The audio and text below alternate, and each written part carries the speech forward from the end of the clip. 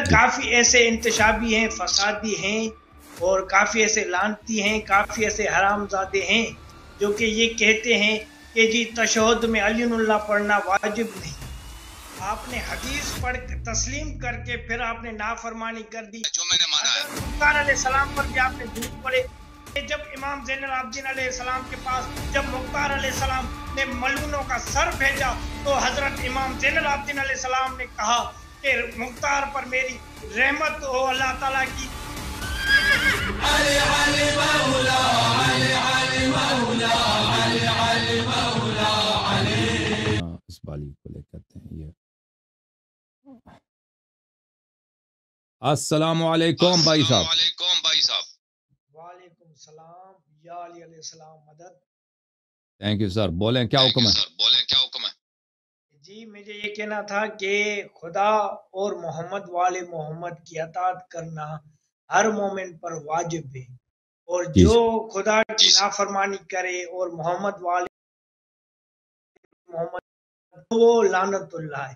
مگر کافی ایسے انتشابی ہیں، فسادی ہیں اور کافی ایسے لعنتی ہیں، کافی ایسے حرام زادے ہیں جو کہ یہ کہتے ہیں کہ جی تشہد میں علی اللہ پڑھنا واجب نہیں، جبکہ آپ نے خود تسلیم کیا ہے حدیث امام محمد باقر علیہ السلام سے۔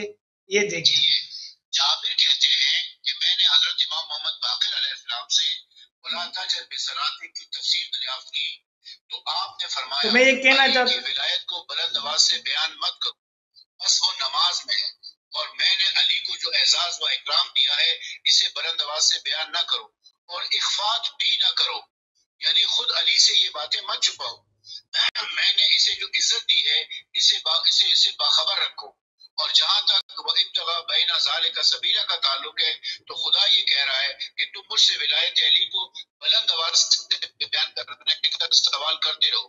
اللہ تعالیٰ غدیر خم میں اس کے اظہار کی اجازت دے دی تھی، اور اس دن حضرت نے کہا تھا من کنت مولا فہذا علی المولا۔ صحیح تو یعنی آپ کے خیال میں تشہد میں شہادت ثالثہ کا پڑھنا، شہادتین کے بعد اشہد ان امیر المومنین علیہ السلام کا پڑھنا یہ واجب نہیں ہے؟ بلا شک آپ نے حدیث پڑھ تسلیم کر کے پھر آپ نے نافرمانی کر دی، جبکہ قرآن اور محمد والے محمد کی فرمان کی تفسیر میں ہیرا پھیری کرنا حرام ہے، اور جو ایسا کرتے ہیں وہ لعنت اللہ ہیں۔ اب جیسے کہ آپ نے ابھی مجھے آپ بات کرنے دیں، پھر آپ کو بات کرنے کا میں موقع دوں گا۔ جیسے کہ آپ نے کون سی حدیث ہے جو میں نے مانا بھائی؟ حدیث تو آپ نے سنایا نہیں نا۔ جھوٹ بولا آپ نے، جھوٹ بولا۔ او بھائی صاحب سن لیں وہ حدیث کون سی ہے جو میں نے مانا ہے؟ حضرت مختار علیہ السلام پر بھی آپ نے جھوٹ بولے۔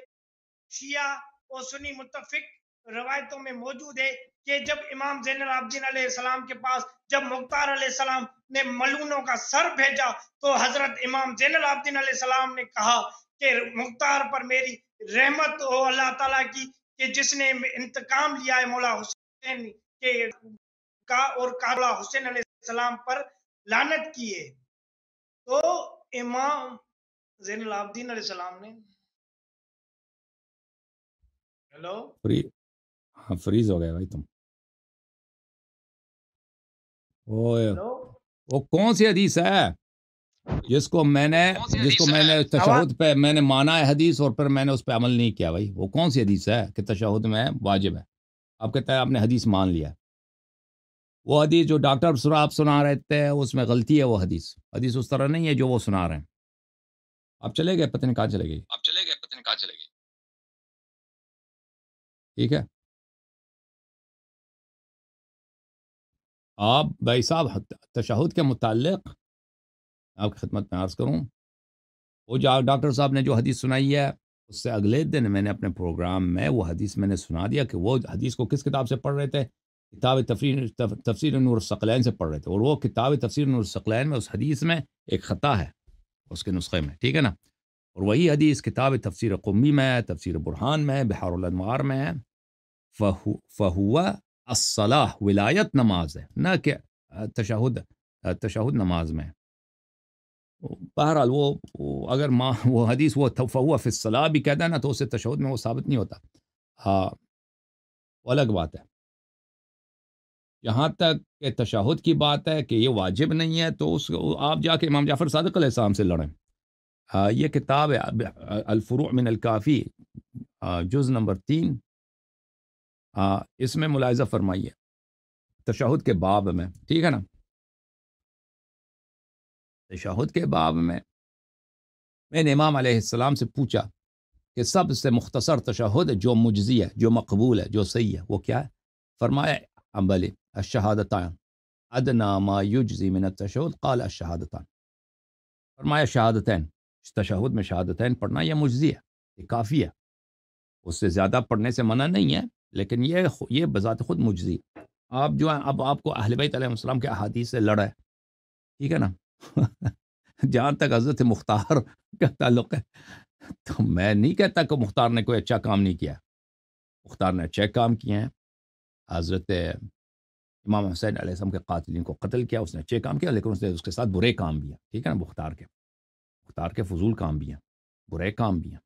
اہل بیت علیہ السلام نے مختار کی مذمت کی ہے، تو ان کو بھی دیکھنا ہوگا نا. وہ روایات کم نہیں ہیں، وہ روایات زیادہ ہیں مختار کی مذمت میں.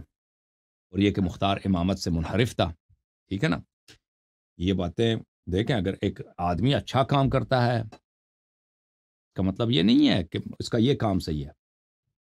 اس کا ایک مثلا میں آپ کو پانی پلاتا ہوں، یہ میرا یہ کام اچھا ہے کہ میں نے پانی پلایا، اب میں دوسرے برے کام کروں تو اس کا آپس میں اس کا ربط تو نہیں ہے نا. اوکے.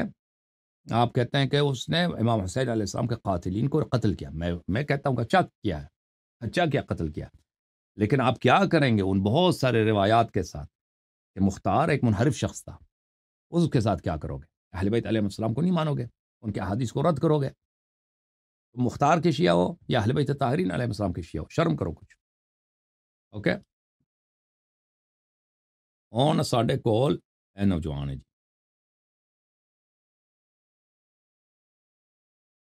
میں پہلے کمیل عباس کو لوں گا کراچی سے، اس کے بعد لے لوں گا بھائی کن کو،